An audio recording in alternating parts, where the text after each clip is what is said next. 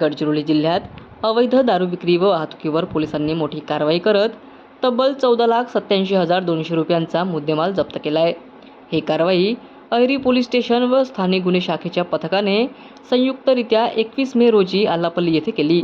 मिळालेल्या गोपनीय माहितीनुसार आल्लापल्ली येथील सार्वजनिक बांधकाम विभाग कार्यालयासमोर उभ्या असलेल्या बोलेरो वाहनातून अवैध देशी व विदेशी दारूची वाहतूक करून विक्री केली जात असल्याची माहिती पोलिसांना मिळाली होती। त्यानुसार पोलिसांनी तात्काळ सापळा रचून वाहनाची तपासणी केली। तपासणी दरम्यान वाहनातून 46 बॉक्स बियर कॅन, 2200 देशी दारूच्या निपा, 120 विस्की बॅरल असा मोठा साठा आढळून आला। तसेच दारू वाहतुकीसाठी वापरण्यात आलेले बोलेरो वाहनही जप्त करण्यात आले। जप्त करण्यात आलेल्या मुद्देमालाची एकूण किंमत 14,87,200 रुपये असल्याची पोलिसांनी सांगितले।